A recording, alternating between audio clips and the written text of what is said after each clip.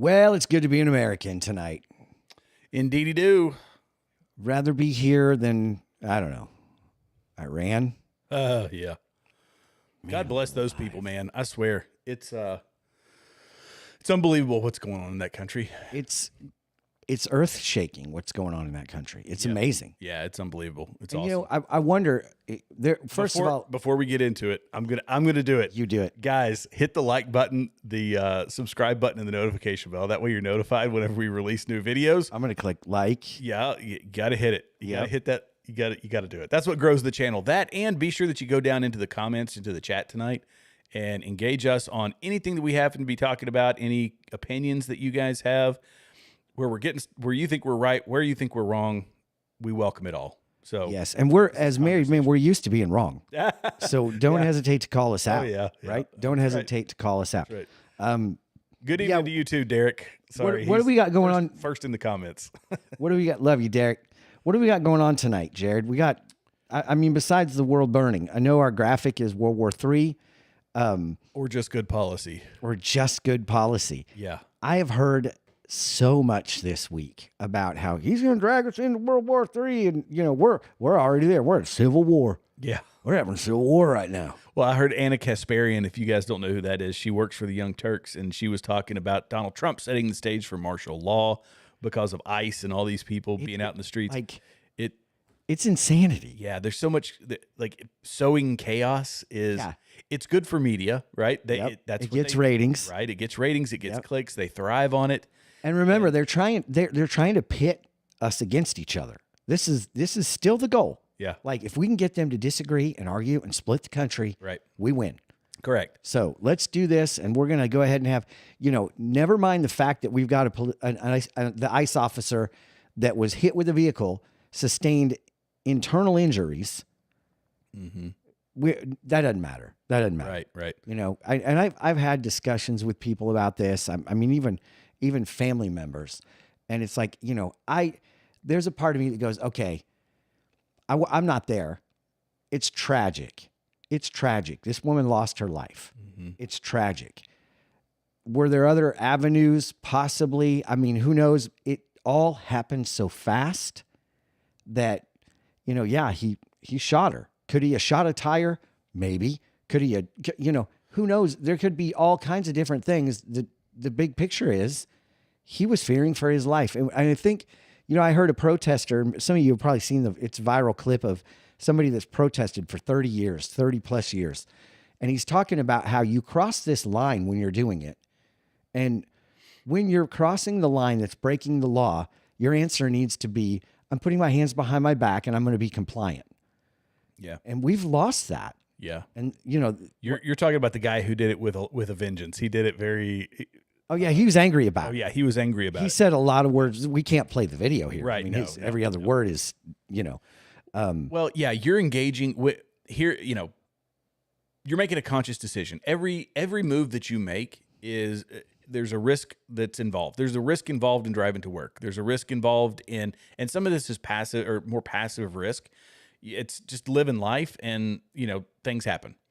But when you actively go onto a crime scene, like I think we played it last week, the lady who went onto the crime scene, I might have been on my show, but Continue Freedom. Continue Freedom, yeah. Go to Continue Freedom. And and share and comment. Yeah, that's right. Okay. But it took her 6-year-old child while she wanted to go and partake in the protest. Yes. Brought her 6-year-old child to protect her. That is an uncalculated, irresponsible risk. Yes, so that's what that is what sadly that lady was doing. The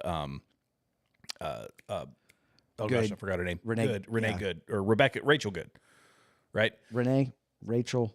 I forget. Starts with an R. Miss Good. Yeah. So anyway, yeah, she took a risk, and it is horribly sad. But I'm sorry, you engage in certain activities, and there's going to be there can be lethal consequences when you brandish a weapon, which is what she's doing. There's court precedent that running over somebody it's a weapon, a 4,000-pound weapon. So, listen, I'll equate it to people in the NFL. You got it now where they don't move till the kickoffs are a joke. Everything's a joke. You know what you're getting into. You're making a ton of money to play. Yeah. You know what you're getting into. You know the risks. And this is the same kind of deal. She knew the risk. You got to know the risk. You're dealing with armed men who are going through marriage troubles, who are going through, you know what I mean? They're going through bad diagnosis medically with family members. They have a bad day just like you and I do. And the difference is they can't actually act out and respond on that bad day like you and I get to. I'm just having a bad day. Leave me alone. They don't get to do that. They've got to do their job. They got to toe the line, and they've got to not cross that line of law. You know, they're trying to prevent lawlessness. And, you know, here's the argument is, no, they're becoming the lawless. They're wearing masks and they can't cover their face. Well, it's actually not a law that they can't cover their face. And there's a very good reason. And there's a very good reason for it. They'll get doxxed. They are getting pegged. Yeah. I mean, the guy, their families. Yes. You know, I mean, you had one of them shot by 2 Tren de Aragua members, right? That were able to find him. It's like you sit back and go, wait a minute. You know, these people what we should be doing. It's not saying they shouldn't be allowed to wear masks. We should be supporting them in wearing masks because their lives are in danger. They're putting their lives in danger for the sake of us to try to look at the people they arrested in Minneapolis. Mm-hmm. These are criminals and thugs, and they're trying to protect us from them. Yeah. Yeah. I don't know. Wow. So at any rate, it's a passionate firebox right now for America. Mm-hmm. I have a feeling that over the next week, it's gonna dissipate a little bit, but because anybody with a common sense that watches the video from all angles and doesn't just watch CNN and MSNBC, mm-hmm. but they see the whole thing, you can go, that wasn't right either. You know, she's no saint. She doesn't deserve a medal. Right. Like, she tried to hit him. Well, there was one, I'd pulled it up for a previous show, and it was a citizen, a Minnesotan, who was deleted. Again, we have to watch what we say over on YouTube, but a citizen who was deleted by a Somali immigrant, and there were no press conferences or candlelight vigils or anything like that. It's only when it's, you know, geared towards the, you know, federal law enforcement, anybody who is supporting Trump's policies, that's when they get upset. That's when they go into outrage and, you know, whatever, pearl clutching. So, mm-hmm. yeah, their protesters are most definitely protected. Anybody else, not so much. If you're just a regular old citizen, we're not too worried about you, is the message they send. But to get to our topic for tonight, we were talking about World War III or just good policy. Yeah. And there's so many things, you know, Jeremy and I were talking before the show that this is the first time in our lifetime there's been any version of expansionist policies coming from the White House. And we definitely aren't warmongers. And I know I've given my opinion on this show and my show and other shows that I was part of that 9/11 generation that deployed, that spent time in combat and lost friends. I'm not a fan of war. Like, nobody who's been in it is or should be. But people are now saying that all the stuff that Donald Trump is doing, whether it's Venezuela, you know, kind of verbally saying Cuba better watch out, that Colombia better watch out, that Greenland, we're coming for you one way or another, that this is all ramping up the war machine. And I don't see that being the case. As we were talking before, this is vying for hemisphere control, which is something that no president has ever worried about. And if we go back to Barack Obama, it was a president saying we need to reduce our security posture. We need to get rid of our weaponry. We need to back ourselves. I mean, we could partially support backing ourselves out of other countries, but not putting ourselves in a weaker position. It used to be that America, we wanted to stay atop the leaderboard when it comes to awesomeness. right. Military strength and, you know, all of it. Exactly. And so the biggest influence in the Western Hemisphere is that was what we were. Correct. You know, peace through strength. Right. Reagan's whole thing, right? And now it's like he's wanting to come back to that, which was proven to work. Go ahead. You finish your thought. No. You're kind of taking me where I wanted to go, and that is that Barack Obama said, instead of us maintaining our position at the top, we need to reduce our posture because he's a socialist, and socialism is all about everybody being on the same playing field, and that doesn't work if you're trying to maintain your position as a global superpower, Right. which is what we are. Trump's not even looking. In some ways, he is. Iran, which we'll talk about tonight, he's not even looking globally, or that's not his primary concern. His primary concern is our hemisphere, and that's where Venezuela, Colombia, Cuba, Mexico, Greenland, and potential conflicts with all these people, that's where it's coming from. It's Monroe Doctrine 101, and it's something that... What is that? What is the Monroe Doctrine? For people that are not familiar with this. Yeah, so Monroe Doctrine is, I mean, it's fairly simple without getting... I could find a good now, just rendition of it, but quick... the 10-cent version is... Yeah. As a nation, what goes on in your hemisphere is your concern, and for us as a superpower, it is maintaining security in our hemisphere. So delving outside of that becomes more expansionist. If it's in your hemisphere, it's not necessarily, and that's probably a poor way to describe it. But yeah, be safe on your side of the pond, on your side of the globe. Right. And so what Trump is doing is basically going back, decades. It's a 100-year-old thing, isn't it? Almost, the Monroe Doctrine. Yeah. Oh, yeah. Monroe was it's real was old. 18. So anyway, he's going back 100 years and building this off of something that is 100 years old. 1823. And if it's ever it literally 100 years. Well, -3, right, or +3, but yeah. So it's a 100-year-old thing that we've had in place for 100 years, and then we have one or two presidents that come along and try to erase that, basically set a new precedence where it's like, no, we're going to be more concerned about the global, we're a one world cover. Wait, what? Right? Where we're just going to go ahead and affirm everybody. You can come to the United States. You don't have to embrace our culture. You can keep your own. We can have I mean, it's just a disaster. It's a disaster what they tried to do, all in the name of gerrymandering, all in the name of votes. That's all it was, a game to try and maintain power and control. If they couldn't do it by cheating, they have to do it by cheating a different way. I mean, that's how I look at it. Yeah. Trey, though, did send, we're going to get back to what's happening in Minneapolis in a bit. Trey sent something. I just texted you, Jared, what he sent me. It's pretty fascinating. So at any rate, this whole notion of World War III is, first of all, a little bit preposterous. It's not, and I've heard it. He's going to get us into World War. No, I don't think he's going to get us into World War III.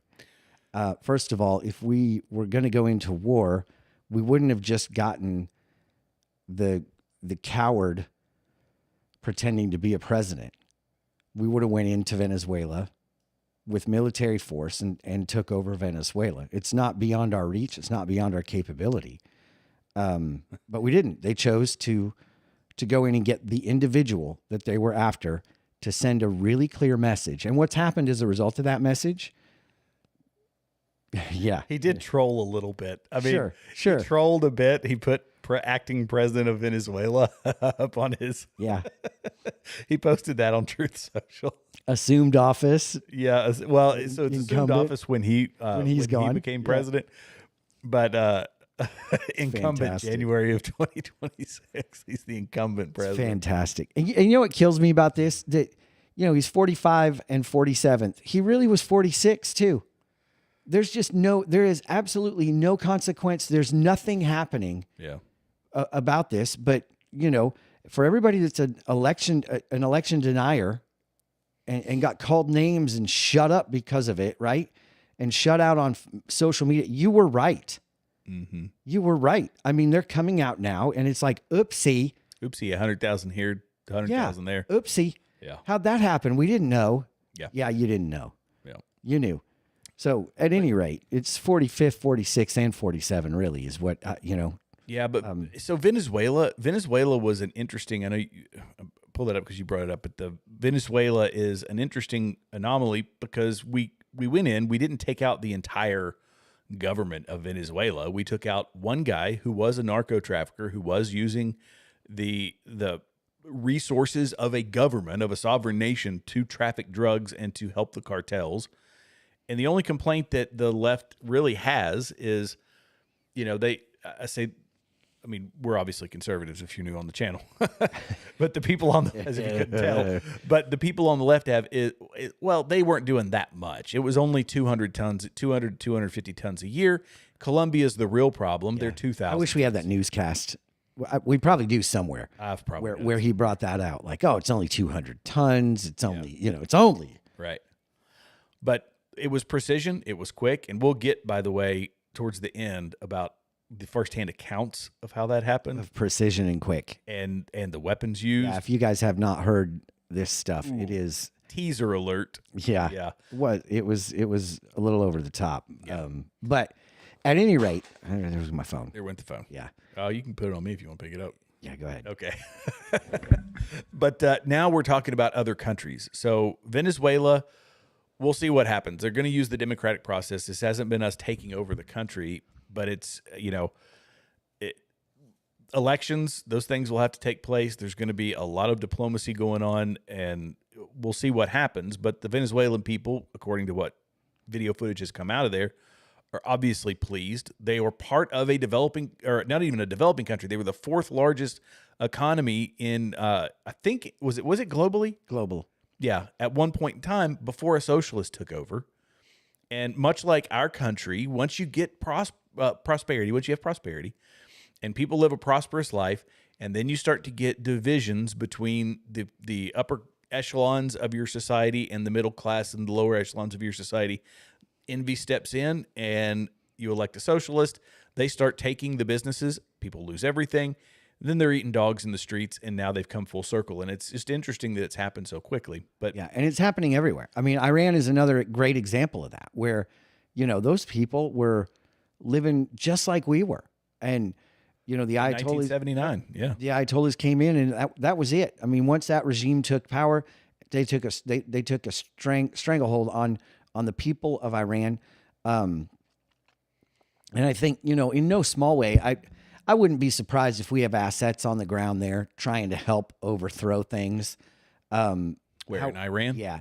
However, I don't think that I don't know the man, but I don't really, from what he says and what he has done, he's not a regime changer.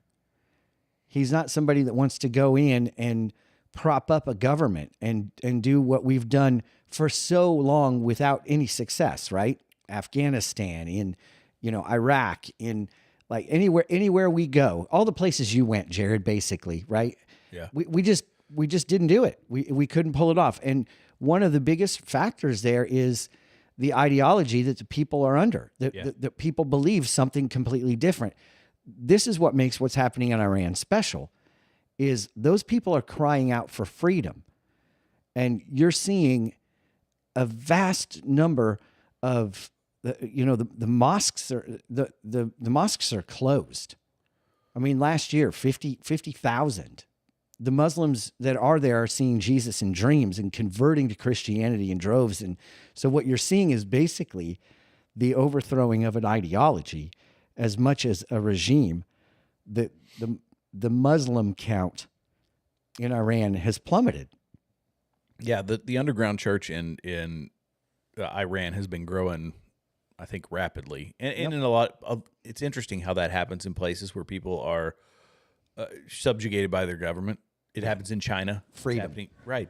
That they, and that's the place, you see it in Africa too. Africa has one of the largest growing churches in the world, and it's done in places where people they're downtrodden. They have nothing. Yeah. And that's where the Holy Spirit can make himself seen. Crazy. And we sit and talk about our life and, the woe is me, but we got it pretty daggone good. The third world, we have first world problems. First world problems, man. We got tons of first world problems. I busted a nail today. So what's fascinating to me is we serve a God of peace, right? Mm-hmm. But really we serve a God of freedom, autonomy. We have the right. He gives us the right, the divine right, to make him king or to reject him as king. If that makes sense. Yeah. So there isn't a greater freedom than that, where the Bible says that one day every knee is going to bow and every tongue is going to confess that Jesus is Lord. That's going to happen. But until that day, you and I have I don't believe in Jesus. Yeah. Oh, okay. Well, that's your prerogative. I pray that you do one day. Right? Yeah. He doesn't force us to, because he wants us to love him. He wants us to go after him. He wants us to pursue. Yeah. And he could have easily commanded it. He could have easily made us in his image to serve him, right? He could have easily decided. Not giving us free will. Is what Absolutely. No free will involved at all. Yep. And that's what you've got in these countries where you're seeing people cry out for freedom. And there is no greater freedom than the cross. That gave us freedom. Yeah. And so, I look at it and go, yeah, we want to equate it to, But they don't, and I just think it's interesting because they don't have access to the same information. They don't have access to, it's a closed country. It's like North Korea. Yeah. Right? They get what they're given. Right. They get what they're given, and that those things can still, like a faith outside of Islam under Sharia law in a violent theocracy like Iran can still pop up. And I think that speaks to the obviously the omnipresence of God and all that, but it's pretty remarkable. It's quite a miracle. And Donald, to get back to the political side of this, and I keep flashing this up and we keep talking about other stuff, but there, preparation for intervention in Iran. Yes. In support of this, what is, I believe, a revolution is going. I don't think many people would argue that it's not a revolution. And we're calling it Preparation H. That's what he's calling it. That was from Austin Powers, wasn't it? Yeah. This is a report from Mario Nafal that 6 U.S. refueling tankers are airborne from Qatar, the KC-135 Strata tankers. This in and of itself, an innocuous-looking plane, is a warning sign, because you want to know how we flew bombers from here in the U.S. all the way over to Iran the last time? It was because of these mamma jammas, and we're refueling the aircraft along the way. It's a key component for precision strikes or what have you, or for maintaining air superiority and all of that. So 6 of them have taken off from Qatar, otherwise known as Tucker Carlson's new stomping ground, but he bought a place there. Mm-hmm. He loves it. So is it flexing, I guess, is the kind of the question that we ask, which I don't have an answer to. Is it just flexing? Is it standard operations? I don't think 6 of them in the air at any given time is. Does this mean? I think it's posturing. I think it's saying, like, listen, in a moment's notice, we can be going, we can roll, and there's nothing you can do about it. Is it wrong? I don't think it's wrong. I think it's just telling them, like, there's a lot going on here. Aid. I mean, really, like, eventually they're in such shambles right now over there that we're going to need to start helping with supplies, with, things, because right now their government buildings are all, half of them are destroyed, and so there's going to come a point where there's going to be a systematic breakdown, and they're going to need help. Well, we got to be ready to give it to them. Mm-hmm. I don't know. I think I think some posturing. I think some of it is for the entire region to know that our presence is there, because right now it's a firebomb, right? It's just waiting. It's waiting. Who's going to be the next, evil regime to step up? I mean, we've heard of all the murders that are happening there because the people are rising up, and the government and some non-government people are taking it into their own hands to kill innocent civilians who just want their freedom. Mm-hmm. Right? Yeah. The numbers I've heard, which we can't report, guys, we can't report accurate numbers right now because we just don't have them, but there are numbers ranging from hundreds to thousands, and the highest number I've heard is 12,000. However, I heard one lady on, I think it was she on Piers Morgan, or was she was on some other online outlet, and she said that she had heard numbers as high as in the tens of thousands. So we don't have confirmation on any of that. We don't know, but when we know, we'll obviously let everybody know. But I mean, even if it's 5,000, I mean, what? It happened last time too. How many? Let me ask ChatGPT because I can't remember how many were killed the last time during the last Iranian revolt. How many? We're live, so Don't you love that? We do live fact checks, guys. How many? Anybody want to take a gamble on it? Anybody want to what do you guys think? Yeah, how many? How many? 30,000, 15,000, 10,000? What do you think? I'm going to go with 11,000.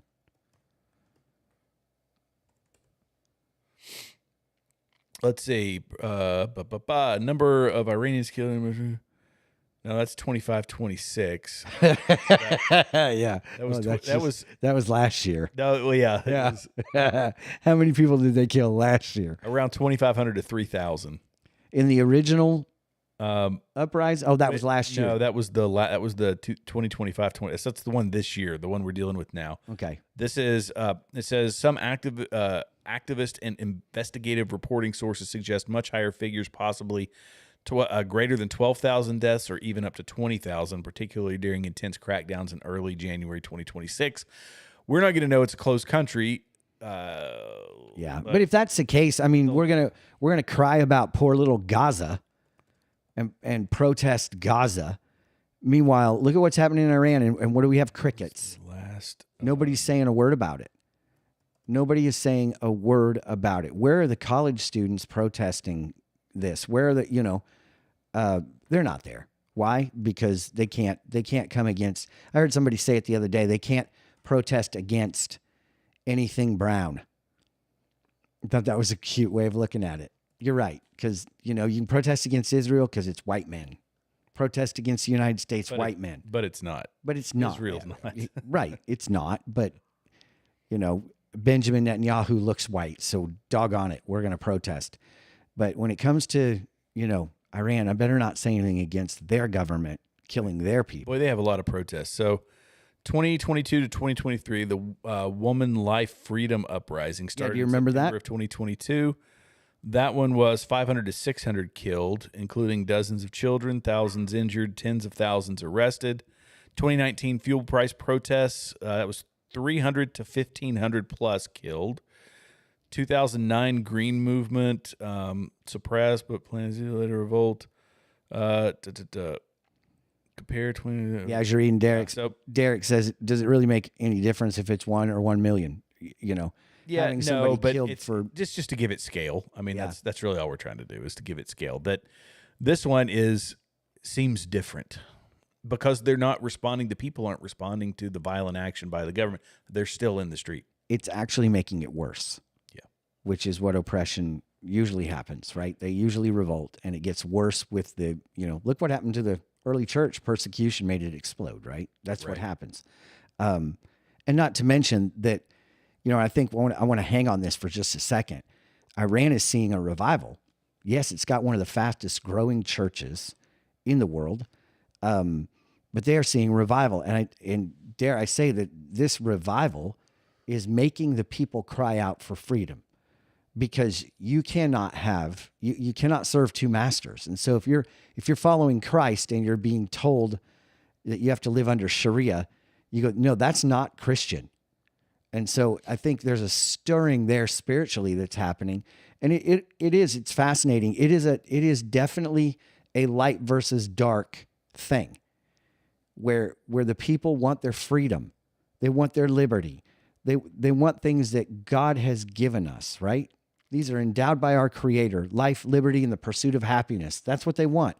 Not being told what defines happiness. You'll have nothing and you'll like it, right? Like they want happiness. They want it to be. They just want to be free. They don't understand. Here's the other piece. They don't understand life, liberty, and the pursuit of happiness. They just know that not having that is what their life is, and it's not good. Right. So they want the opposite of that, so they wouldn't quantify it as we want to have an American Constitution, partially because culturally it's not going to work. A lot of them are going to remain. Some of them will. Like you say, the church is growing fast. There will be, conversions to Christianity, but by and large, it's going to be a largely Muslim country, and our Constitution, those things, they don't work there. That's why spreading democracy is a failed effort in the Middle East for the most part. But I will say, it has to come from them. I agree with what John just said. What's that? John just said the Holy Spirit sustains them. They have the power to stay the course more than ever now. And this is my point. With all the mosques closing, you can pull up that graphic if you have it, where, what is it, 50,000. It's unprecedented. They are coming out against what we just assumed was their, this is their religion. Everybody in Iran's a Muslim. Everybody in Iran serves Allah. No, that is not the case. Mm-hmm. In fact, the majority of them, the crushing repression and oppressive regime of this Ayatollah and what they've been through has caused this generation to revolt against Islam. And so many of them are nominal. So many of them are like, mom and dad are, but I'm not. Or mom and dad even aren't. The fundamentalists that we believe that they are, yes, the government is, but the people of Iran, by and large, are like, yeah, no. They won't say it because they can get in a lot of trouble, right? Yeah. But they don't follow this. They don't believe this. And I think that's what we're seeing and why it's such an incredible surge in the streets, because they don't believe it. And if you follow it, the women wear burqas. That's what they do, right? This is what you're supposed to do. You got to have your head covered. You got to have, and these women are going, no. Well, that means that they don't support the belief, right? I mean, it's pretty, when you go, how can you say that? Well, the proof is in the numbers. You look at the hundreds of thousands of people that are marching that we've been able to see, and we can't even see what's going on anymore because so many of them have lost internet and they're just shutting the country off because they don't want the world to see what's actually happening there. But these people they're not true followers of Islam because they're rejecting what Islam is teaching. And it's causing them to go to the streets. So when people go, no, that's still a Muslim nation, I'm not so sure it is. I think God has been doing something there for so long that what we're seeing is the fruit, the outpouring of the freedom and liberty that Jesus gives. And though they might not experience it or have experienced it governmentally, they've experienced it in their heart. And they're showing it. Yeah. I think that, I see where you're coming from, but I still think that okay, well, let's separate this then. That the people who are like God coming to them in dreams, Christ appearing to them in their dreams, and they're converting, but they still carry out they do the prayer, they do they live the life, but because it's going to cost them their life. Yeah. Because you just can't do it. You can't go out and proclaim the gospel on the street of Tehran because you'll get, obviously, you're done. Right. Or you'll be imprisoned or go to a labor camp or something like that. So it has to be hidden. Right. So there's a segment of that. There's a segment of other people who see Sharia law, don't want to live under Sharia law, but the only tenets that they know are the tenets of Islam. So they in their mind, are becoming the moderate Muslims. Correct. Which are technically the majority, but that technical majority is not following the Quran. That's what you're saying. Right. And so correct. It's the same. True. It's the same concept of, I believe in Jesus. I just don't do anything he says. My dad would say, the guy goes into the church and he says, Pastor, I'm not coming back to this church ever again. He said, why not? He said, you only sing 2 songs. Oh, holy night and up from the grave he arose. Right. We're talking, that's what they are. Muslim, Christian by name. And I knew a lot of Muslims in Iraq and Afghanistan. Well, not fewer in Afghanistan, more in Iraq. That one guy, he would, when the prayer time would go, he would go and pray and all that, but he sold alcohol, right? Like bootlegged alcohol and, a lot of other stuff. He had venues of nightly entertainment sort of stuff. Right. And so you look at that and go, okay, are they really Muslim? Just like the guy that hates, the Christmas and Easter song. Is he really a Christ follower? Is he really a Christian? The answer is no, he's not. But those people will follow who's in power because they follow the authority. Correct. If you get 1979 Iran again, you have a peaceful country. They're still a Muslim country, predominantly, like almost entirely a Muslim country. But you get the peace because you get the moderation. And when the moderation comes, there's an opportunity for whether it turns into people proselytizing or Well, I mean, talking about, we still haven't pulled up the graphic of what graphic are you talking about? 50,000 mosques shut down.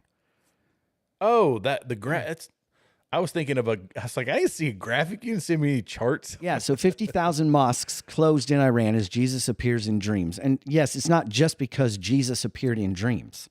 Yeah. That's not the only thing that's happening. What's happening is that, like I said, they've lived under true Islam in rule by the government for the last few decades, right? And the majority of the people they've had it. And so they're no longer going to mosque. So they're closing the mosques. There's also a movement of Jesus that is happening there. Yeah. Now you point out to a very good thing.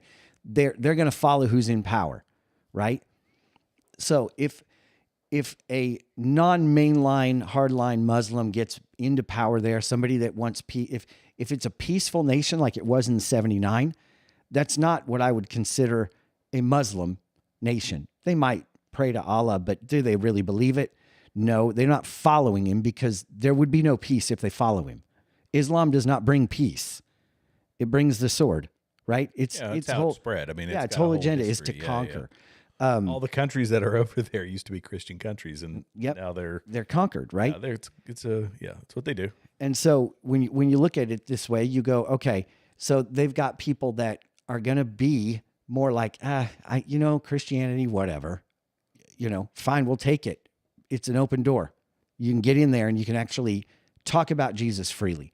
And there are pockets in the world where that can happen, where it is happening, where you're able to carry your Bible, where you're able to go to church, what did Tucker Carlson brought it out?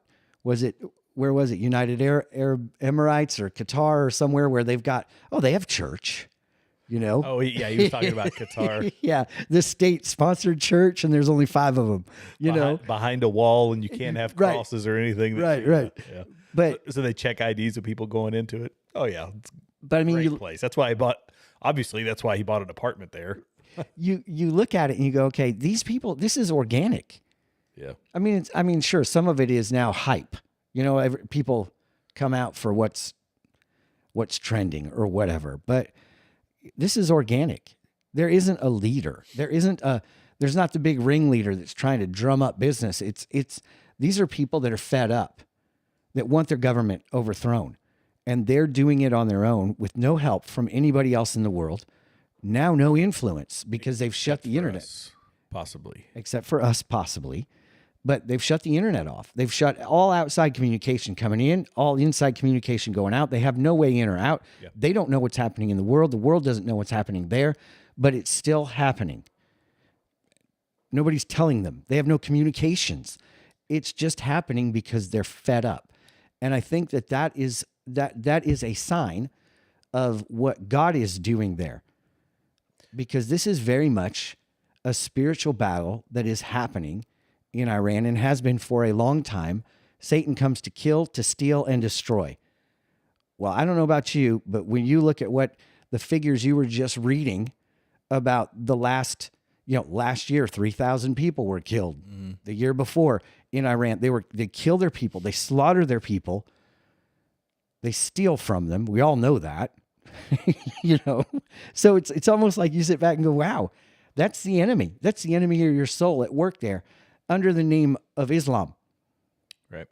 Got to be careful how we say that, because we don't want anybody kicking our door in. But it just fascinates me to see how God is on the move through the people in Iran, and how He's doing something there.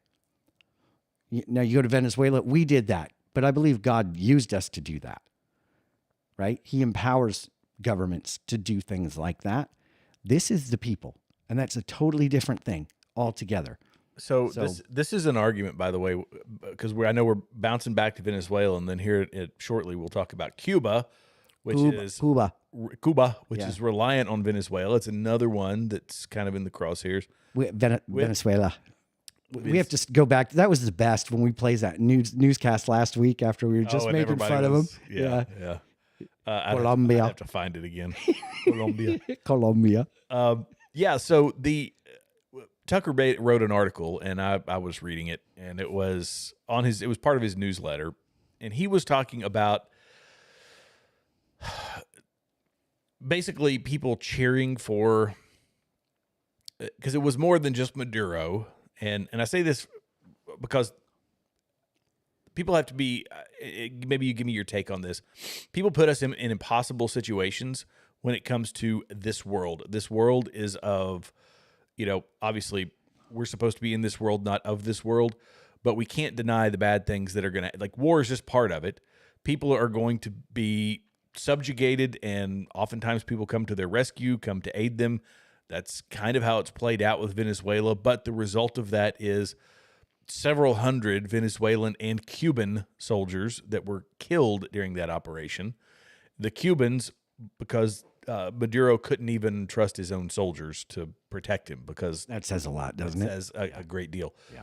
But there were casualties in that, and celebrating that is a bad thing. And in my mind, I'm like, look, we've talked about this before, that God is a God of nations. He is. It's clear. It's talked about, throughout, right? And that was a component of it. When he confused our tongues and sent us out to all corners of the world, the natural thing we're going to do is form nations and form cohesive communities and all of this stuff. And it's a fallen world. There's battle and all of that throughout. And at no point does it say, you don't engage in fruitless or not say fruitless, unnecessary, or what's the word I'm looking for? Futile. Futile, I guess, but war for war's sake, war for just conquest's sake. Like, I'm not aware of anything that says that is biblical, right? Yeah, no. Okay. So when we do something like this, it is a dictator who has taken over, and we go in there. The natural course of that is that there's going to be casualties. It's not to say that we celebrate the casualties. It's just a thing that happens, and we can't deny that, because this is just a fallen world. Like, people, like the same thing with the lady who, ran over a cop with her car, right? And the police officer shot it. It's not a thing you celebrate, but it is something that happens when you try to hurt somebody else or you try to do something else. And it becomes, they write it, let me rephrase it because I'm doing a terrible job. They write it as murder. We write it as defense. As casualties. Or as casualties, yeah. Right. And the Bible does not say, thou shalt not kill. It says, thou shalt not murder. That's the literal translation. Yeah. And there's a difference. Well, I think, right? When you want to look at it this way, what do you think does God want evil to propagate? Does God want evil to win? Does God desire that people live under oppression? Does God desire that people live under deception? He says, do not be deceived, right? He tells us not to oppress. Yeah, So basically what we're looking at is, and for all those people that, and I've seen interviews and stuff with people that support Maduro, want him returned home, go to Venezuela. We can sit on this side of the pond and go, that was wrong for us to do that. We're not in their shoes. We don't understand this. Keep doing what you're doing. All you people that want Maduro to be released because we went and got him and we don't have the authority to do that, whatever. Those are the same people that if they get their way and get their vote, will be living like the Venezuelans are in a decade. Yeah. Right? And then they're going to be like, oh, we need to find a place to go. We need to find somewhere else to live because we've ruined this one. I don't want to make that mistake again. But yeah, I don't believe for a second that God wants humanity to live under another God, because that's what it is, right? They might not worship Maduro per se, but they do exactly what he says to do for fear of their life. Right? And whether that is good or bad, and this is a crime-ridden regime, God wants them displaced. Well, and it's imprisoning people and yes, executing people and doing whatever it's doing. And I was listening to, who James Tour is? Yes. I don't. So, I know who he is. So I was listening to James Tour, and he was talking to Oz Guinness today. Okay. And it was a great debate. I've been listening to so much James Tour lately for whatever reason. He's in my feed, and I like his calm, soothing voice. So if you need something that's James Tour, Tour, unbelievable, go look him up on YouTube. And they were talking about the God of self. And one of the things I've said this numerous times that, and I think it's just a reality of life, that if you don't have the God, you will have a God. And that God could be money, it could be whatever. Self is what it becomes when it's transgenderism, when it's our current culture, Western culture is a God of self. It's my truth, it's not the truth. It's my truth, it's everything's me, me, me. And they talk about socialism as one of those things, that this is why they're largely atheistic, because you have to have that government as your supreme power and your authority. So you ban religion, you shut it out, and that's just how it rolls, right? Correct. And when a socialist country, the USSR was the same way. You're not free to. No. It was underground, and I knew people, by the way, that went into that underground church in Russia and USSR. It was really wild, the stories they tell. But anyway, that's what was going on more or less in Venezuela, and that's in a place where it's largely Catholic. In South America, Catholicism reigns supreme. Yep. And anyway, I had a point that I was going to make, and I completely lost it because I looked over at the chat. That's how easily I get distracted, everybody. I'm like a gnat. I have. Well, I think where you're going with it was the God of self. Yeah. Oh, yeah. Right? Yep. In fact, here's an little acronym. Self is Satan's exact location forever. Right? That's good. Any time that you put yourself above, anyone else, for example, right? Like we're to love like Christ loved. Yeah. So I don't know about you, but anytime I'm more important than anybody else, that's a problem. And so, but we are, especially our society, we are so self-absorbed that we can't, we're out there protesting to try to make a name for ourselves. It's not. Listen, these people, it is not compassion. It is not, because compassion is for humanity, not just for one side of humanity. And I think a lot of things, this Trump derangement syndrome and all the stuff the media has thrown out and everything else has completely washed people to truth, where you're willing to hurt your neighbors. You're willing to have a 12-year-old girl be molested by one of these guys because he's not from here and he's illegal. You think he should stay because Trump wants him gone, even though he just got convicted of sex trafficking or whatever it is, attempted murder. I mean, if you haven't looked at the list of people that Renee Good died for, you need to look at it. Yeah. Because the list of people that she died for are thugs. They're terrible people, and they don't need to be here. Her father, I read it wrong. I thought it was her father, but it was her father-in-law, right? Wasn't that the video clip? Yeah, her ex-father-in-law. So at one time she was married, and this one says last night on CNN, Rebecca Good's father appeared for his first interview to discuss Renee's death. This is from Andrew Colvett, so it says it was her father. Okay, and I would trust that more than the one that I had. Yeah. So this was posted by Andrew Colvett. Very, very interesting. I like what John, and there's some chat going on Facebook. John just said everyone has a hole to fill that's meant for God. I just put that one up on the. Did you? On the live stream. Yeah, that's so good. Yeah. So true. And we fill it with everything but. This is CNN's take. No, nothing about charges or anything that, just an investigation into what happened in terms of the ICE agents' actions. But they were, according to the prosecutors resigning today, pressuring them to investigate Renee's actions and Becca, her wife's actions. How do you feel about all that? Well, I'm not blaming anybody. I mean, it's a hard situation all the way around. It's hard for for everybody involved. I mean, the ICE agent, at first I didn't see the footage where, he was actually, he was actually being ran. I mean, I seen the bump of the car hitting his legs. And so in a flash like that, it's hard to say how you would react. From my understanding that he had been through that before, maybe dragged or something. And so, like I said, it's just a hard situation for everybody. Becca, she's a great person as well. I mean, I don't have any many enemies. I love everybody, and that's what the Bible tells us: love our neighbors as we love ourselves. Boom. But I think there's some bad choices, and the word says, "For the wrath of God will come upon the children of disobedience." And it's All right, we're just going to come straight into it. Well, it looks like we are back. Says we're live again. Did anybody else in our sphere lose cell phone and internet at the same time, or was that just us here?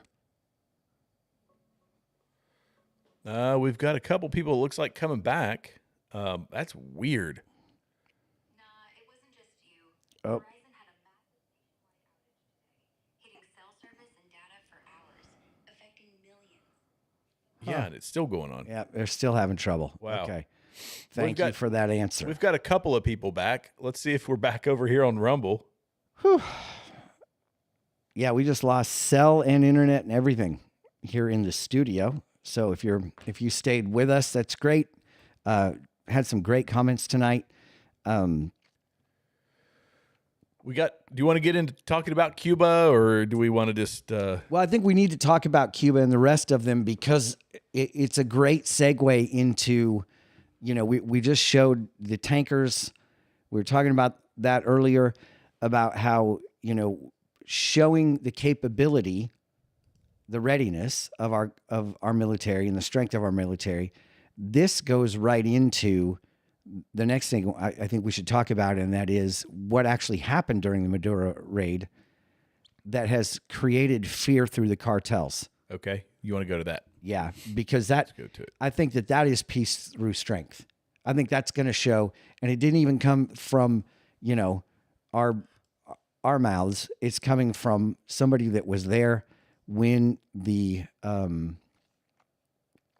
attack happened on Maduro. Yeah. So this is a transcript, and it's been all over the internet. I mean, Everybody. I mean, most of you probably heard it. everybody and their brother has been talking about this one, but it's from a Venezuelan security guard loyal to Nicolas Maduro. And this, like I say, millions of people, there've been entire shows done on this transcript, but I'm going to read some of this. I'm not going to go through all of it because it is long and you don't want to hear my, maybe I can read all of it. Here we go. Let's just go for it. So the security guard, on the day of the operation, we didn't hear anything coming. We were on guard, but suddenly all our radar systems shut down without any explanation. The next thing we saw were drones, a lot of drones flying over our positions. We didn't know how to react. Interviewer. So what happened next? How was the main attack? Security guard. After those drones appeared, some helicopters arrived, but there were very few. I think barely 8 helicopters. From those helicopters, soldiers came down, but a very small number, maybe 20 men. But those men were technologically very advanced. They didn't look like anything we've fought against before. And then the battle began? Question. Security guard. Yes, but it was a massacre. We were hundreds, but we had no chance. They were shooting with such precision and speed, it seemed like each soldier was firing 300 rounds per minute. We couldn't do anything. And your own weapons, didn't they help? Security guard. No help at all, because it wasn't just the weapons. At one point, they launched something. I don't know how to describe it. It was like a very intense sound wave. Suddenly, I felt like my head was exploding from the inside. We all started bleeding from the nose. Some were vomiting blood. We fell to the ground, unable to move. Interviewer. And your comrades, did they manage to resist? Security guard. No, not at all. Those 20 men without a single casualty killed hundreds of us. We had no way to compete with their technology, with their weapons. I swear, I've never seen anything like it. We couldn't even stand up after that sonic weapon or whatever it was. Interviewer. So do you think the rest of the region should think twice before confronting the Americans? Security guard. Without a doubt, I'm sending a warning to anyone who thinks they can fight the United States. They have no idea what they're capable of.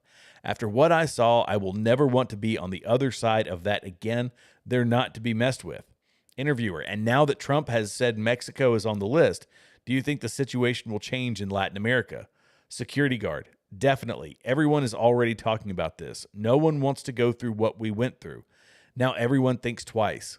What happened here is going to change a lot of things, not just in Venezuela, but throughout the region. Let's hope so. Interesting. I'll tell you how this reads. First off, I think it's probably could very well be true. What's that? Do you think it's I think it's it's possibly true. Okay. I also think that this could be propaganda. Yeah. I think it's both. I mean, I think, yes, we have the capability, but this looks to me like something they're going to get out. Yeah. Just as a warning, basically, a shot over the bow to the cartels and everybody else. Like, hey, this is what we're capable of. I mean, we know this. I've seen movies. Okay. Remember that old movie, Enemy of the State? I think it was, with Gene Hackman and, Will Smith. yeah. Remember all the stuff the government was able to do then? Or, I mean, take it back to Patriot games. Take it back to, Sure. We've had capabilities forever. This is a great clip to play because this isn't new. No, it's not new. A lot of this stuff was talked about when I was on active duty. That was like Many moons ago. a decade ago. It sounds a lot like something this reporter got hit with at Quantico in this piece from 2013. 2013. The military says the active denial system is not radioactive, it's not a microwave, and it's not a laser beam. It's instead a man-sized beam of millimeter waves that can be fired from up to 1,000 meters away that are designed to get the subject, whoever's standing on this X, really, really hot so that they move.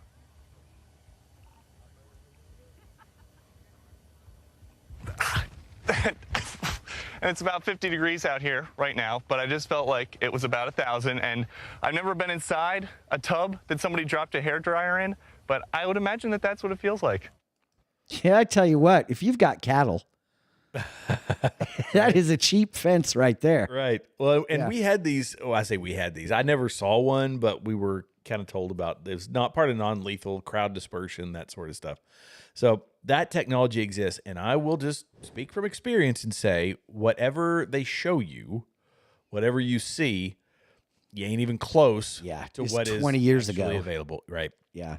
And I remember this when I was in 230 infantry down in Fort Polk, Louisiana, and I was a first lieutenant when I was in that unit. I was a first lieutenant at the time, and we got these pallets of, call it RFI. It's Rapid Fielding Initiative, and it's literally pallets of all this cool guy gear, and it was.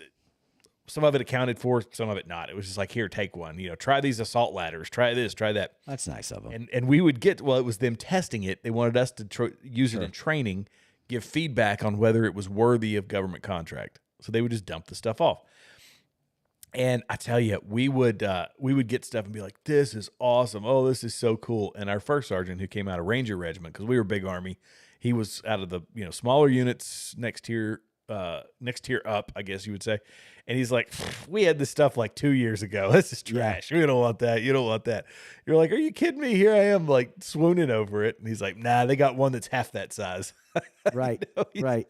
And so as you move up in the tiers, you get access to the better stuff that's only, And pretty soon you get access to the stuff that nobody knows exists, Yeah. I mean, I've seen footage of laser cannons fired from ships that will decimate a ship instantly. Right. Yeah. Well, that kid I was telling you about, the Shabbos Kestenbaum, who did the whole Israel rant about foreign spending and all that, he did a separate segment on the technology that we've gotten from Israel that they have developed and then either sold to us or gifted to us. And it was remarkable. They've got a laser system that can be, I guess, become a component of the Iron Dome that will blast rockets, mortars, all this stuff out of the sky. It's unbelievable, the tech we have, and we don't know the half of it. We had CDs, and they had tech for the CDs in the 70s, And, that's right. Yeah, that's right. So, and you look at what's happening with the robotics revolution, where we talked about last week. China has deployed 1,000, I think it is 1,000 robots to patrol the border of China. It's happening all around us. Trump's got them. He's got the robot dogs down at Mar-a-Lago. Yeah. Rough. Why not? You don't have to feed them, and they definitely don't make a mess. No, those things are awesome. I mean, they're fast too. Yeah. Have you seen the Kawasaki, the new four-legged Kawasaki they're going to release. No, I heard somebody said Kawasaki was making a fighter jet, but I think it was and the way it looked like a Kawasaki Ninja, but I think it was just an AI thing that was going around, because when I saw it, I was like, that's dope. Tell me, has anybody else seen that? Is it real? It looks like a horse, but it's an engine. It runs like a deer would run, and you ride it. Shut up. Yeah, which I kind of think like that's really cool, except we've had that all along. It's called a horse, right? Like Are we moving backwards in tech? Where's the flying motorcycle? I want the fly stuff. Yeah, right. But I want to go up. I don't want to go backwards. So I don't know if anybody's seen that or not, but yeah. Golly, we have. That's why I can't believe we haven't figured that out. Come on. I wanted a flying car by now. I knew. They make them. Well, yeah, you could buy the. What's the drone? Yeah. Yeah. Something. Come on. Does anybody know? You got to give it to us. Tell me down in the chat, please. Comments. Anybody know what that called? drone is that you can fly? You get in the bubble and you fly it around. Yeah, and who knows? Doggone it! I hate my brain sometimes. And you know what? It doesn't. Jetson 1. The Jetson 1. Yeah. Okay. It doesn't help that we had some dead air. That totally wrecked me tonight. That we lost everything. We were in a good rhythm. Talking about Iran, talking about, end times. Getting back to Iran, though, it's funny. ChatGPT, Grok, all of those things, we use them for study. We use them for all this stuff. If you were to ask ChatGPT, where is Iran mentioned in end times prophecy that God is going to build a city there? Well, it's in Jeremiah 49:38.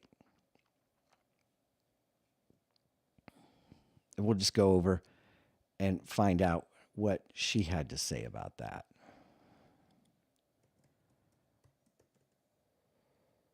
What was it? Jeremiah 49:38.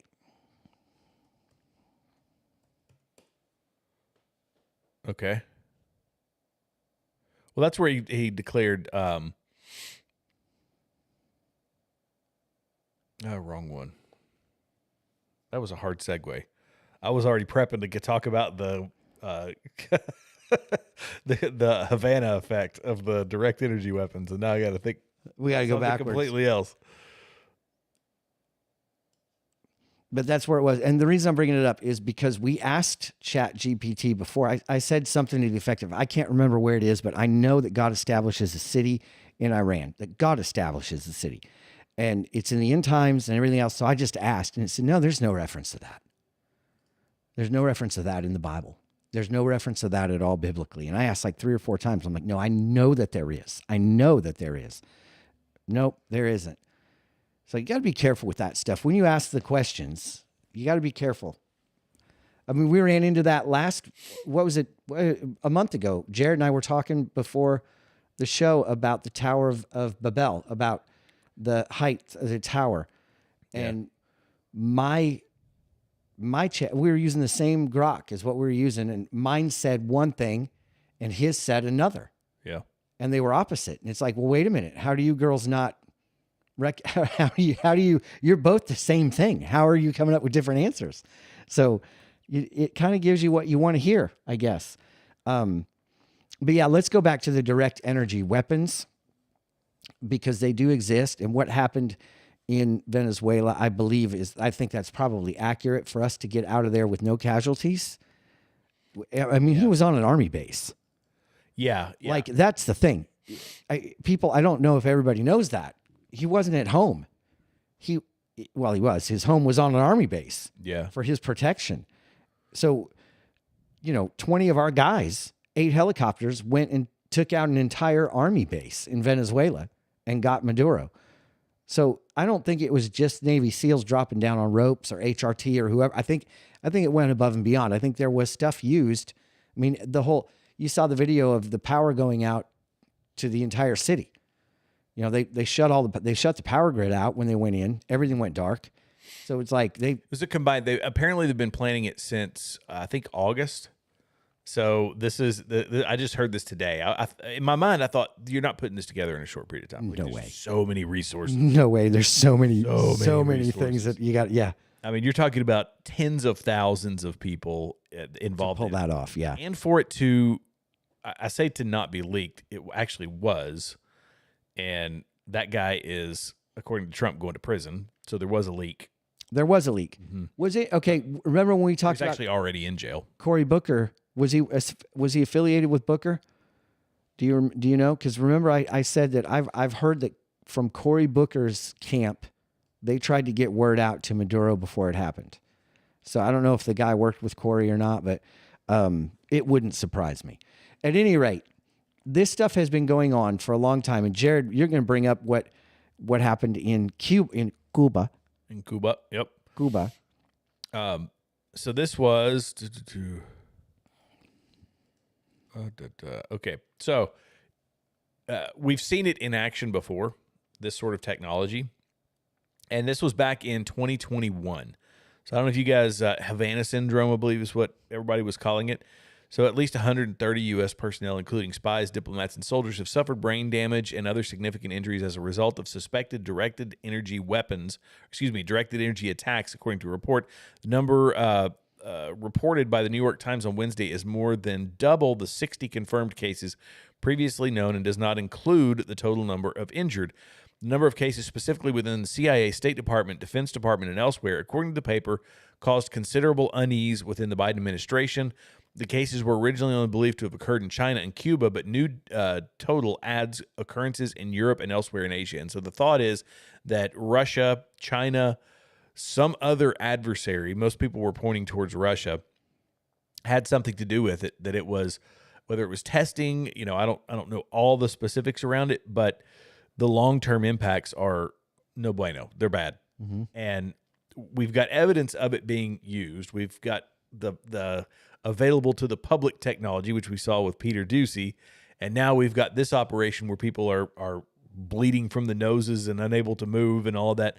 What's the next level of yeah, tech? I mean, that's what I was just going to say. It looks like this stuff is like, okay, we've discovered it here in Cuba where it's just uncomfortable and it's whatever. It just keeps ramping itself up. You know what I'm reminded of? What's that? So we've got these things in our house that, you plug them into the wall and they emit sound waves in pulses that are supposed to keep mice and bugs go nuts. Right. Out, that's what I'm thinking. Like, it's like a really big mouse, yes. mouse deterrent. Yeah. And I wonder why my dog's psychotic, right? She can hear that stuff. But I mean, that's what it reminds me of, is that we've got these microwave energies. We've got all these different things that we're able to bend to air. I don't know how else to put it. I like it. It's just amazing, the technology that is out there. It's scary. Well, there's a conspiracy theory that I normally don't believe. It was Candace Owens, because most of what she says is nonsense. But she was talking I even hate bringing it up, but she was talking about how Charlie Kirk was somehow alluding to him being involved in some sort of time travel, and it was linked to ancient Sumerian technology, but I don't believe that.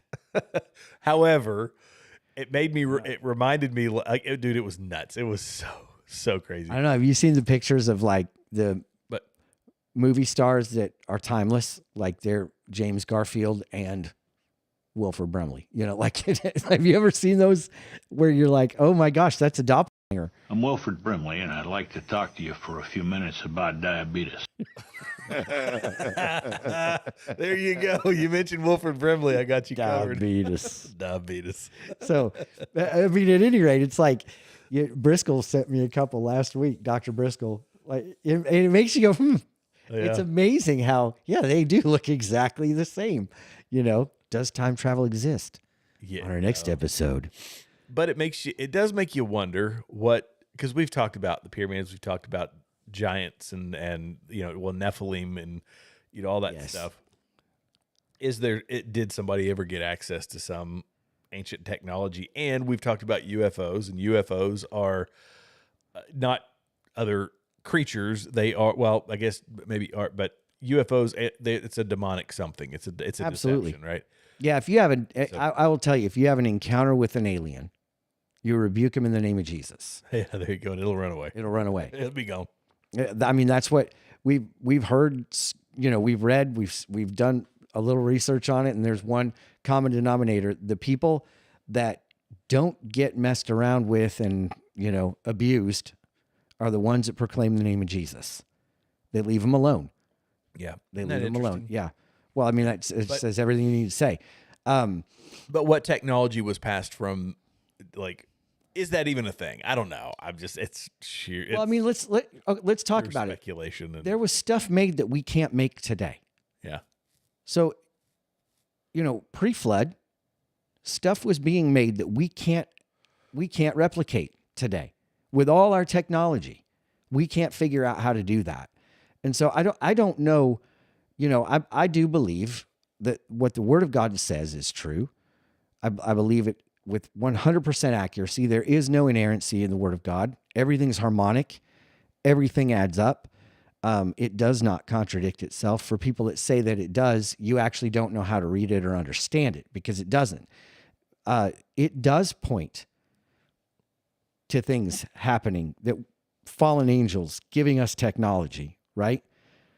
Where today we know that there's things out there that we marvel at. How'd they do that? I mean, the pyramids are one of them. Could we build the pyramids today? Nope. Mm-mm. I mean, could we build half the things from the ancient world today? Nope.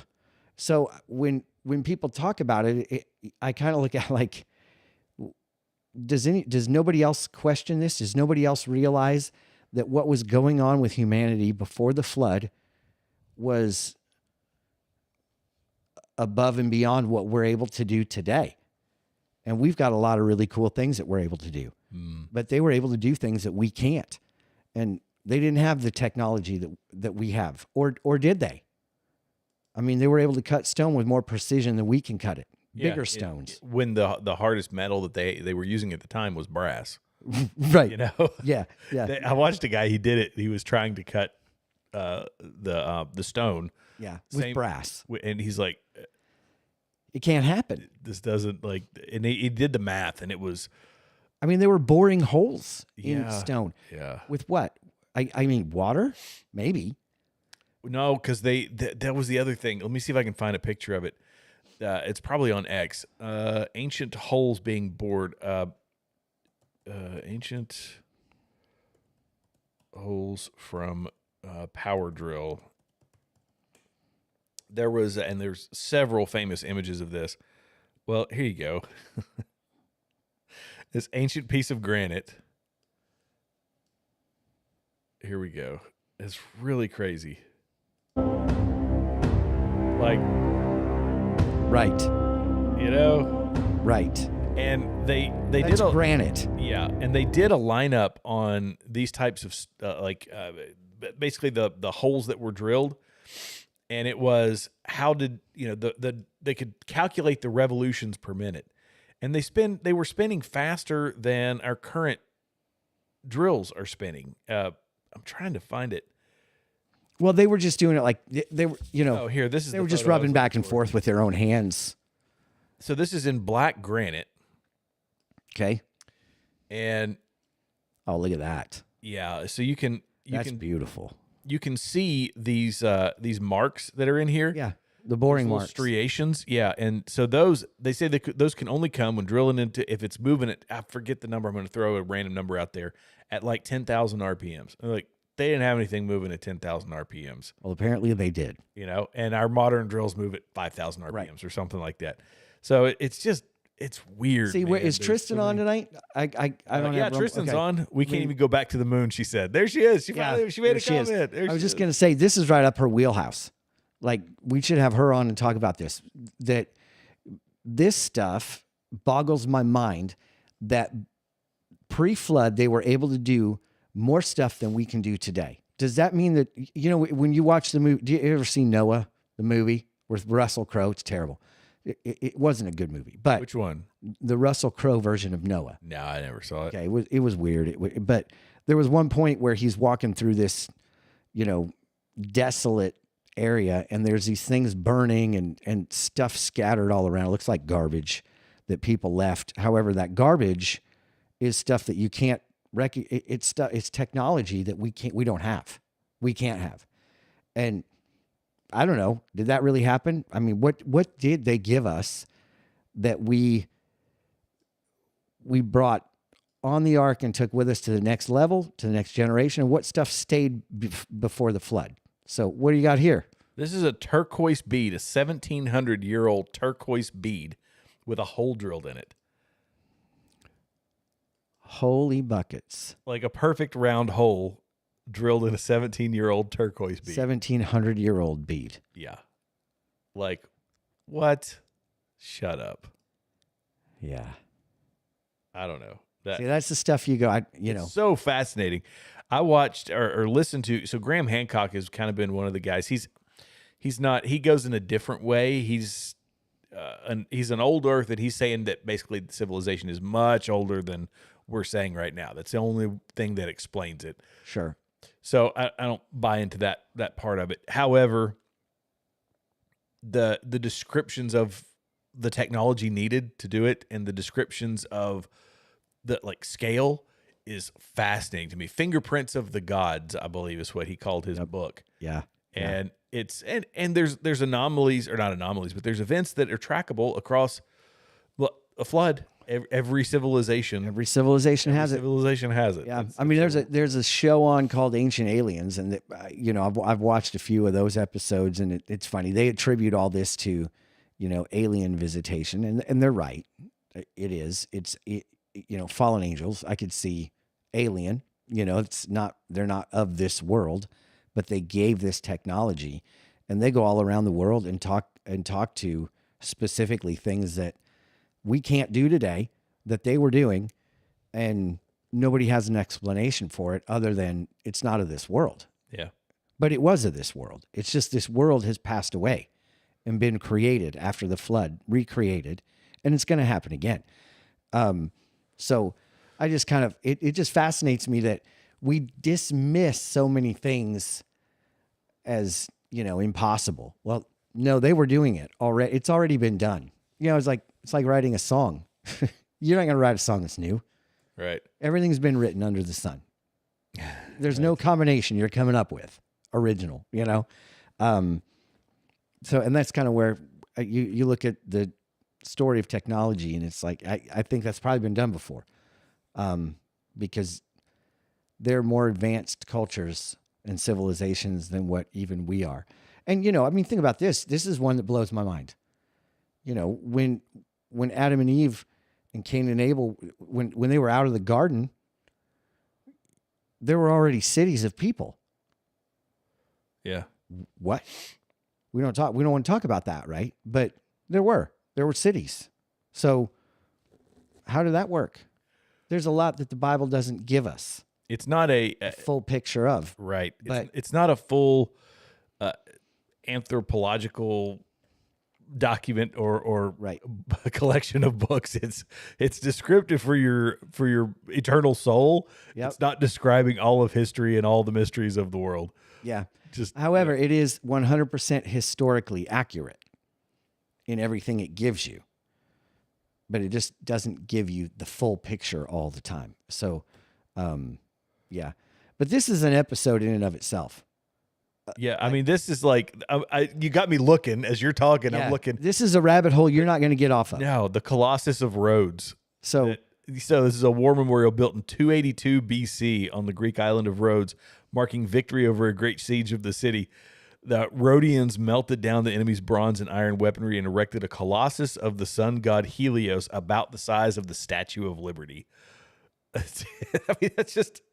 humans are... They've been doing it a while. Crazy, man. They've been doing it a while. Yeah. Yeah. So... The Lighthouse of Alexandria, 400 feet tall. This is 3rd century BC. I mean, these are things that we don't see now. We see our ugly stone and concrete and steel buildings. Well, I mean, the Tower of Babel, that blew my mind. Yeah. When you read the extra biblical accounts of it and dimensions of it, you realize that they had gotten as tall as Mount Everest, taller than any building that we've built today. They were already there. And that was thousands of years ago. I mean, that's just like, wait a minute. Wait, what? These people did that thousands of years ago. And this stuff is still standing. This is crazy. I mean, just the stuff. We can't. Sorry, I'm on it now. So Yeah. the initial Bronze Age shrine at Ephesus in modern day Turkey, like this huge structure, destroyed by flooding, rebuilt, then destroyed again by arson. The third temple was the greatest, and it stood for around 600 years, twice the size of the Parthenon. Like, I don't know. Does that not fascinate anybody else? If this is up your alley, please let me know. Well, I mean, those things are fascinating, but you see how those pillars are built in sections, right? Yeah. They've got things that they have cut to raise that are bigger than we can lift, and they were raising them back then. The stones that they used. It could only be giants. It could only be, there's just no way. There's no other way to explain it.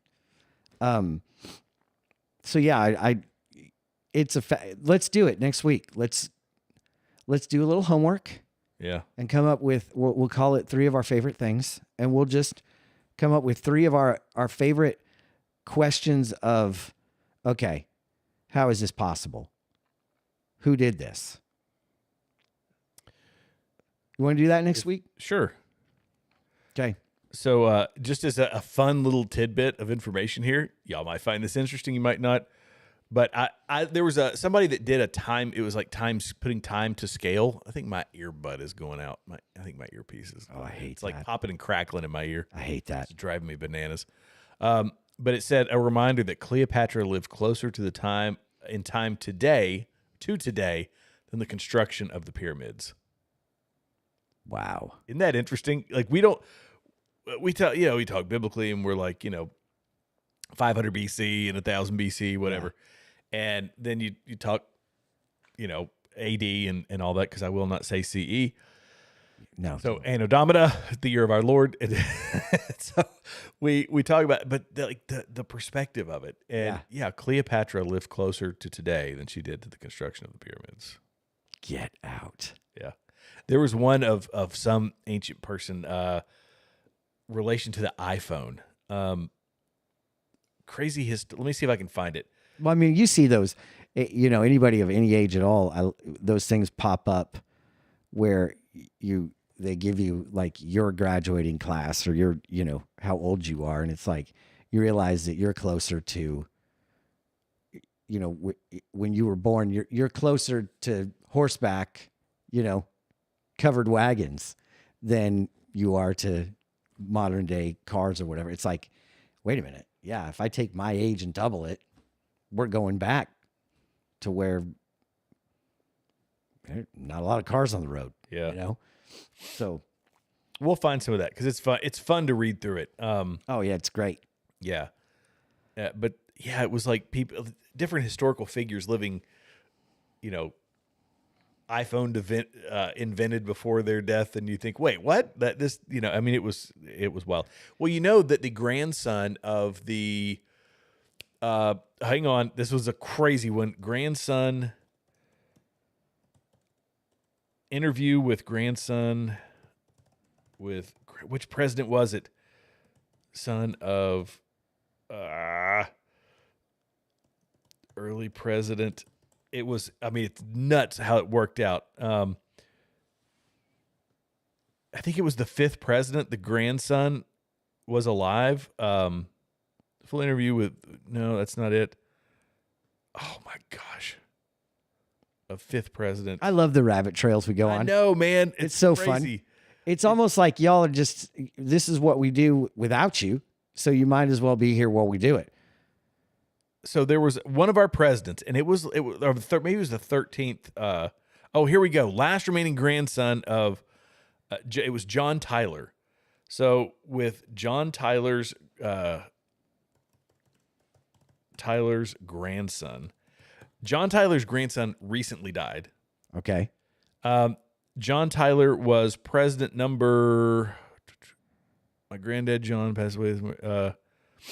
Here we go. How the 10th, it was the 10th president. 10th president. And this was, I mean, you can tell it's probably circa early 2000s. Yeah. How the 10th President John Tyler, who was born in 1790. Yes, you heard that right. Just 3 generations. President Tyler, his son Lyon Tyler, and grandson Harrison span almost the entire history of the United States. Tyler became president in 1841. He had 8 children with his first wife, who died while he was in office. At 52, he married 22-year-old Julia Gardner. They had 7 children for a total of 15, the most of any president. He was 63 when son Lyon Tyler was born, whose first wife also died. Lyon, too, had a very young second wife. He was 75 when Harrison Tyler was born. Hi, Mr. So that's Tyler. that's Harrison Tyler. So these guys would have a wife. The wife would die. They would marry again, marry a very young girl. They would have more kids than the youngest kid, and so they stretch this out. These guys having kids in their late 70s. Yep. And next thing you know, in like the 2000s, you've got the grandson, the actual grandson of the 10th president of the United States.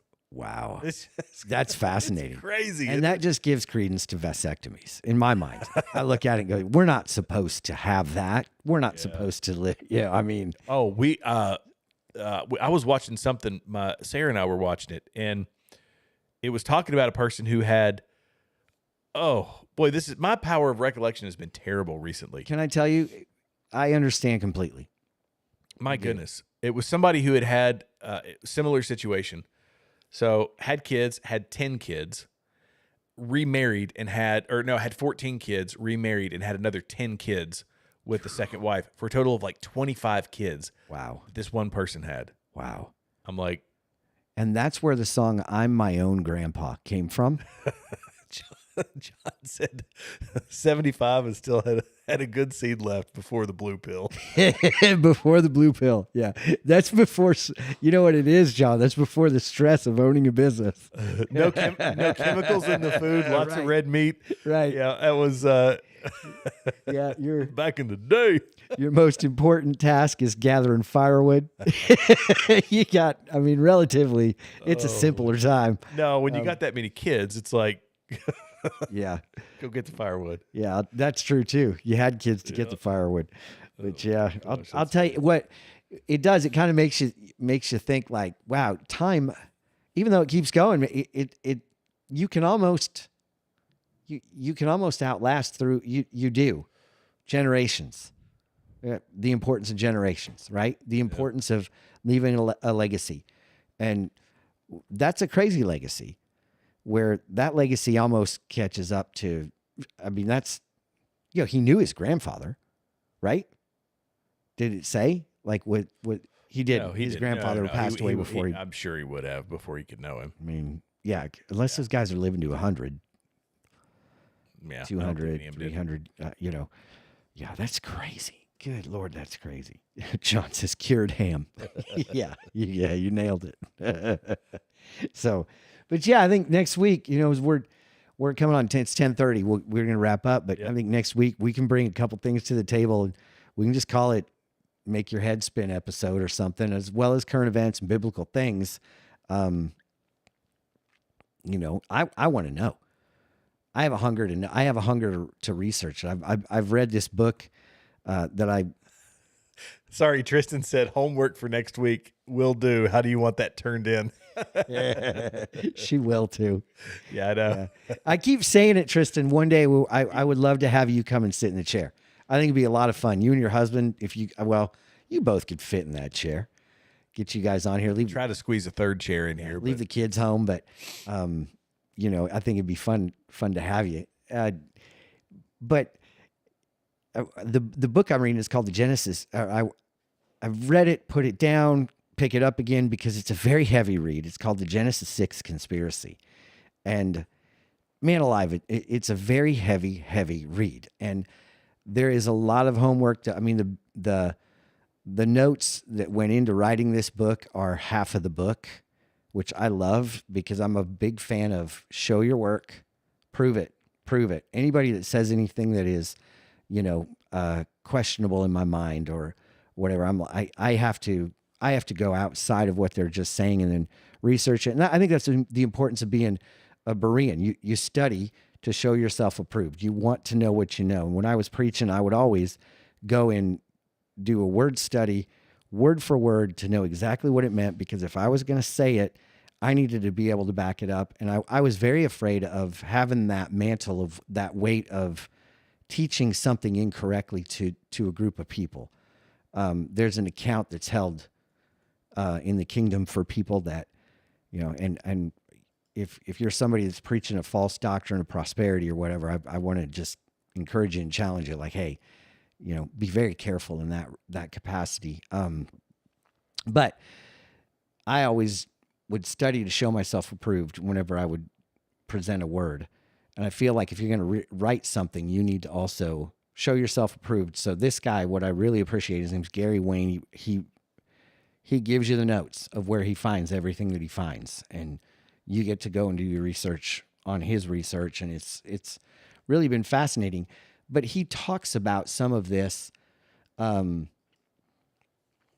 questions pre-flood that we have, even post-flood, where it's like the antediluvian world, if that is, I'm saying that right. I think so. Yeah. Antediluvian? Where there's stuff that is happening that we can't explain or fathom. And he gets into some of that with the different races and the different, just genetics play a big part in it. It's really fascinating. It's also very hard to read and understand. So you got to read it 3 times and you got to wait a minute, but it's fascinating stuff. So next week, let's do like This Blows My Mind or whatever episode where it's like, did you know? Come up with, a couple things that we can throw out there, as well as our current events and everything that's happening and the biblical perspective on them. Have a little fun with it. So sounds good. Yeah. And Tristan, go ahead and throw us stuff. We'll put it up there. You know that. So, Tristan, if you do, cause you're always over on Rumble, best way to be to watch on YouTube or on Facebook, because I can't put up Rumble comments on the screen. I don't get Rumble comments. They show up in the Rumble chat, but it doesn't sync with my software. So got it. I can't post her comments. Got it. Up on the screen. We can read them though. Absolutely. We read them. Yeah. Email them. But I really like, I know that's somebody, like if anybody starts trolling us on Rumble, we just turn them over to the Bulldog. Right? Right? That's what we can call her. That's right. Just let the Bulldog handle it. Anyway, speaking of Bulldogs, the Hoosiers are going to be the next national champions in college football. Oh man. Mark it now. It's crazy. Mark it down. Yep. And that'll be that. And we will have a new national champion by the time we are back next week. As always, I want to encourage you, when all seems lost, when there seems no hope, World War III is on the horizon, and blue-haired people are getting shot in their vehicles for running over ICE officers. Everything seems crazy. The National Guard's going to Minneapolis. Could this be it? Is this the end? No, it's not. And Jesus is still on the throne. He promises us one thing, and that is, 2 things. He's returning, and that in this world you're going to have trouble. That simple. We live in a fallen world. We are fallen people. And, I hate to be the one to throw this out there, but man is inherently evil. We are not good. We are evil. And we are in desperate need of a Savior, and Jesus is the one that does that for us. So if you don't know him, friend, I want to encourage you. Find somebody that professes Christ. Not just to be a Christian, you know the difference. If you're in the world, you know the difference. You know people who are Christians, and you know people who pretend to be Christians. Go to the Christian. Ask him questions. Or even easier, look at your ceiling and ask God questions. If things like, if you're real, show me. I want to believe. Show me. He will. If you can question his existence, he will show you the answer, that he is real. And not only is he real, but he will do what he says he's going to do. And that is return one day for us. And I believe that is going to happen soon. And I mean, look at the world. Something's got to give soon, right?